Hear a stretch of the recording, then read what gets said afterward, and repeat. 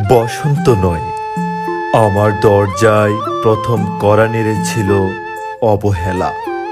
ভেবেছিলাম অনেকগুলো বর্ষা শেষে শরতের উষ্ণতা মিশে এলো বুঝি বসন্ত।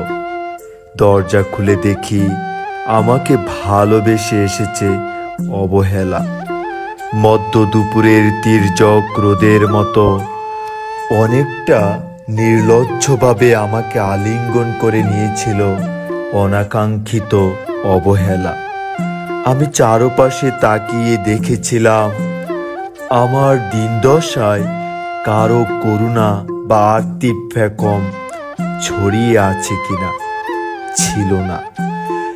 বৃষ্টিহীন জনপদে খড়খড়ে রোদ যেমন দস্যুর মতো অদমনীয়, তেমনি অবহেলাও আমাকে আগলে রেখেছিল নির্মোহ, নিসংকোচিত।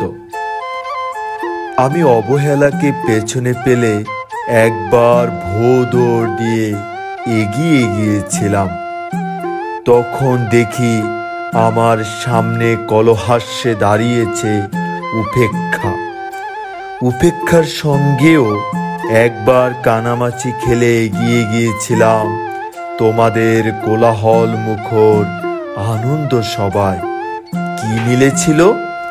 ঠোঁট উল্টানো বচ্ছনা আর অভিশপ্ত অনুরার মতো একতাল অবজ্ঞা।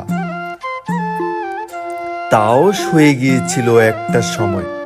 ধরেই নিয়েছিলাম আমার কোনো কালেই হবে না রাবেন্দ্রিক প্রেম। তোমাদের জয়গানে করতালিতে নতুজানু থেকেছিল আমার চাপা আক্ষেপ লজ্জা। বুঝে গিয়েছিলাম জীবন আনন্দময় স্বপ্ন আমাকে ছোবে না।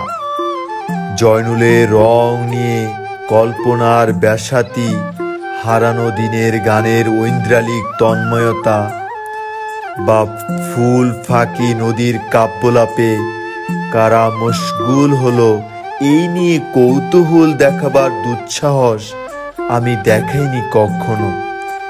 এত কিছু নেই জেনেও নজরুলের মতো বিদ্রোহী হব সে অমিত শক্তিও আমার ছিল না। মেনে নেওয়ার বিনয়টুকু ছাড়া আসলে আমার কিছুই ছিল না। শুধু ছিল অবহেলা, উপেক্ষা আর অবজ্ঞা।